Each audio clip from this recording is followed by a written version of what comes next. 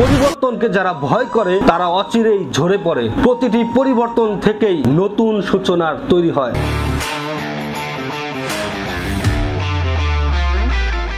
Hello বন্ধুরা, আসসালামু আলাইকুম। কেমন আছেন সবাই? আশা করি বেশ ভালো আছেন। শুকর আলহামদুলিল্লাহ, আল্লাহর রহমতে আমরাও বেশ ভালো আছি। বন্ধুরা, আজকে যে বিষয়টি নিয়ে কথা বলবো সেটা হচ্ছে পরিবর্তন। আমরা মানুষ, আমরা পরিবর্তন চাই। আমরা নিজেকে একতলা থেকে দোতলায় দেখতে চাই, দোতলা থেকে চারতলায় দেখতে চাই, চারতলা থেকে সাততলায় দেখতে চাই। পরিবর্তন কোন ব্যক্তি চায় না বলুন? আপনার জীবনে পরিবর্তন কি চান না আপনি? পরিবর্তন হচ্ছে মানুষের লক্ষ্য, আর যার লক্ষ্য নেই তার কিন্তু কিছুই নেই। একটি মুভিতে দেখেছিলাম, লক্ষ্য পূরণের জন্য স্বপ্ন নয়, স্বপ্ন পূরণের জন্য লক্ষ্য হওয়া উচিত। অর্থাৎ আপনার কিন্তু একটা সময় থাকবে যখন আপনি 2020 সালে আপনি এক ধরনের স্বপ্ন দেখেছেন, 2025 সালে এসে আপনাকে স্বপ্ন বুনতে হবে। পরিবর্তন কিভাবে আপনি করবেন সেটির চেষ্টা করতে হবে, এবং আপনি 2030 সালে আপনার নিজেকে পরিবর্তন করে কোথায় দেখতে চান সেটির স্বপ্ন কিন্তু আপনাকে বুনতে হবে। মনে রাখবেন, আপনি কালকে যেটা প্রয়োজন আজকে সেটা চাইলেন, চাওয়ার সাথে সাথেই আপনি কিন্তু সেটা পাবেন না। সেজন্য আপনাকে দীর্ঘমেয়াদী পরিকল্পনা করতে হবে, পরিবর্তন ধীরে ধীরে করতে হবে। মনে রাখবেন, যে পরিবর্তন ধীরে ধীরে হয় সেটির ভিত্তি অনেক শক্তিশালী হয়, আর যে পরিবর্তন হুট করে হয়ে যায় সেটির ভিত্তি অনেক কম থাকে এবং সেটি একসময় ধসে পড়ে। সেজন্য বলতে চাই, এই ধসে পড়া থেকে বিরত থাকুন, ধীরে ধীরে স্বপ্ন বুনুন, ধীরে ধীরে স্বপ্নকে বাস্তবায়নের জন্য নিজেকে পরিবর্তন করে গড়ে তুলুন।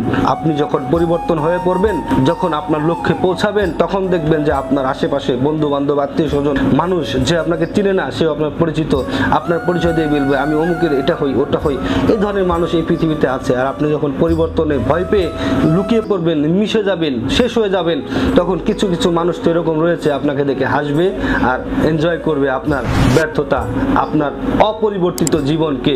বন্ধুরা, মনে রাখবেন, আল্লাহ তাআলা সবাইকে মেধা দিয়েছে, কিন্তু সেই মেধা আপনি কোথায় কাজে লাগাবেন, সেই মেধাকে নিয়ে যাবেন কোথায়, কোন উচ্চ পর্যায়ে নিয়ে যেতে চান, নিজেকে পরিবর্তন করে কিসের সাথে তুলনা করতে চান, কিসের মতো করে গড়তে চান, সেটি কিন্তু আপনাকে ভেবে সিদ্ধান্ত নিয়ে সেইভাবে আপনাকে হাঁটতে হবে। আপনি সেইভাবে হাঁটতে থাকুন। আপনার প্রতি অত্যন্ত চমৎকার ভালোবাসা জানাচ্ছি। পরিবর্তনকে যারা ভয় করে তারা অচিরেই ঝরে পড়ে। প্রতিটি পরিবর্তন থেকেই নতুন সূচনার তৈরি হয়। অর্থাৎ আপনি যখন দোতলায় উঠবেন তখন দেখবেন আপনার নতুন কিছু আগ্রহ সৃষ্টি হয়েছে, এবং আপনি যখন দোতলা থেকে পাঁচতলা উঠবেন তখন দেখবেন আরো কিছু আগ্রহ সৃষ্টি হয়েছে। তো আর কথা বলতে চাই না, শুধু এতটুকু বলতে চাই, ফেসবুকের যে প্রতিষ্ঠাতা মার্ক জুকারবার্গ, তার প্রেমিকা তাকে সামাজিক যোগাযোগ মাধ্যম থেকে ব্লক দিয়েছিল। সে জিদ করে নিজেকে এমন পরিবর্তন করেছে, সে আজকে একজন সফল সামাজিক যোগাযোগ মাধ্যমের প্রতিষ্ঠাতা, এবং পৃথিবীতে যদি 10 জন ধনী ব্যক্তি থাকে তার মধ্যে তার নামও কিন্তু একটি থেকে থাকে। এটি হচ্ছে পরিবর্তন। বন্ধুরা, নিজেকে নিয়ে স্বপ্ন দেখুন অনেক বড় পর্যায়ে। যদি সেটা 100% না পারেন, যদি সেটা 30%ও পারেন, তাতেও যেন আপনি একজন সফল ব্যক্তিত্ব হয়ে উঠতে পারেন সামাজিক জীবনে এবং আপনার পারিবারিক জীবনে। সেই ধরনের চেষ্টা এবং পরিবর্তন করার জন্য নিজেকে গড়ে তুলুন। বন্ধুরা, আপনার প্রতি অত্যন্ত সফলতা এবং সম্মান জানাচ্ছি। হচ্ছে বিষয়।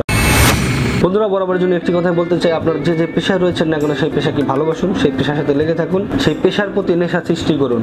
এই পেশার নেশা যখন এক হয়ে যাবে তখন আপনার কাজ করতে অনেক ভালো লাগবে এবং স্বাচ্ছন্দ্য বোধ করবেন, এবং সেই কাজের উছিলায় ইনশাআল্লাহ একদিন অনেক উচ্চ পর্যায়ে পৌঁছে যাবেন। আপনি অনেক উচ্চ পর্যায়ে পৌঁছে যান সেই প্রত্যাশা করছি।